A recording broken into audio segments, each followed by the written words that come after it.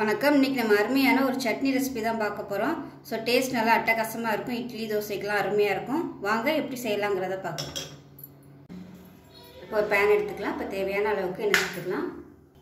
இப்போ எண்ணெய் நல்லா சூடானதும் மீடியம் சைஸாக ஒரு பெரிய வெங்காயம் கட் பண்ணியிருக்கேன். இந்த சைஸுக்கு அதையும் சேர்த்துக்கலாம். அதோட ஒரு 20 சின்ன வெங்காயமும் சேர்த்துக்கலாம். குட்டி குட்டியாக இருக்கிறதுனால 20 இருக்கும். இது அது கூடவே ஒரு 5-6 பல் பூண்டு சேர்த்துக்கலாம். இப்போ எல்லாத்தையும் நல்லா வச்சுக்கலாம். இதோடவே ஒரு 10 வரமிளகாய் சேர்த்துக்கலாம். இது வந்து காரம் கம்மியாக தான் இருக்கும், அதனால நான் வந்து 10 எடுத்துருக்கேன். இது கூடவே பார்த்திங்கன்னா ஒரு 4 வந்து காஷ்மீரி மிளகாய் சேர்த்துக்கலாம். இது வந்து கலருக்காக தான். இது இருந்துச்சுன்னா சேர்த்துக்கோங்க, இல்லைன்னா பிரச்சனை இல்லை. இதையும் சேர்த்து வதக்கிக்கலாம். காரம் அதிகமான மிளகாய் இருந்துச்சுன்னா நீங்கள் கம்மியாகவே சேர்த்துக்கோங்க.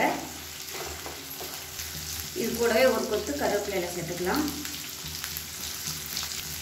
இப்போ இதோட மீடியம் சைஸாக ஒரு தக்காளி கட் பண்ணதை சேர்த்துக்கலாம். சின்ன தக்காளியாக இருந்தால் 2 எடுத்துக்கோங்க. இப்போ இது கொஞ்சமாக உப்பு சேர்த்துக்கலாம். இப்போ இதில் சுண்டைக்காய் சைஸுக்கு புளி சேர்த்துக்கலாம். ரொம்ப சேர்க்கக்கூடாது, கொஞ்சமாக சேர்த்திங்கன்னா போதும். ஏன்னா தக்காளி சேர்த்துக்கிறதுனால அந்த புளி சேர்த்தோம்னா இந்த டேஸ்ட் வந்து நல்லா எடுத்து கொடுக்கும். இப்போ வெங்காயம் தக்காளி எல்லாமே ஓரளவுக்கு வதங்கிடுச்சு. இதில் வந்து நல்லா ஒரு கைப்பிடி அளவுக்கு பொட்டுக்கடலை வந்து சேர்த்துக்கலாம். இதையும் சேர்த்து நல்லா வதக்கிக்கலாம். இப்போ இதோட ஒரு கைப்பிடிக்கு துருவின தேங்காய் சேர்த்துக்கலாம். இதையும் சேர்த்து பரட்டி விட்டுக்கலாம். இப்போ இது எல்லாமே வதங்கிடுச்சு. கேஸ் அமர்த்திடலாம். அமர்த்திட்டு நல்லா ஒரு கைப்பிடி அளவுக்கு கொத்தமல்லி இலை சேர்த்துக்கலாம். சேர்த்து பரட்டி விட்டுக்கலாம். கேஸ் அமர்த்திட்டு சேர்த்துக்கணும் கொத்தமல்லி இலை. அப்போ தான் அரைக்கும் போது அந்த வாசனையாக இருக்கும் சட்னி. அந்த சூட்லேயே பரட்டி விட்டிங்கன்னா போதும். அவ்வளோதான். மல்லி இலை நல்லா வதங்கிடுச்சு. இப்போ இது ஆற விட்டுட்டு நல்லா நைஸாக அரைச்சிட்டு பார்க்கலாம். இப்போ நல்லா ஆறிடுச்சு. மிக்ஸி ஜாருக்கு சேர்த்துக்கலாம். இப்போ இதை அரைச்சிட்டு வந்துட்டு பார்க்கலாம்.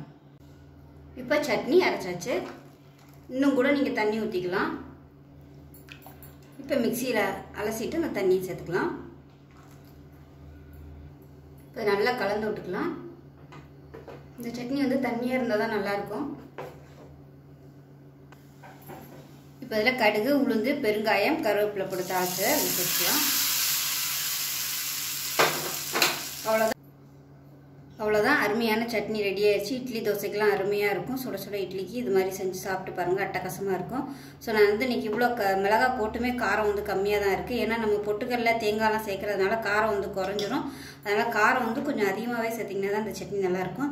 அவ்வளோதான். செஞ்சு பார்த்துட்டு எப்படி வந்துச்சுங்கிறத சொல்லுங்கள். வீடியோ பிடிச்சிச்சின்னா லைக் பண்ணுங்கள், கமெண்ட் பண்ணுங்கள், சேனலை சப்ஸ்கிரைப் பண்ணுங்கள், பக்கத்தில் உள்ள பெல் பட்டனையும் ப்ரெஸ் பண்ணுங்கள். நன்றி.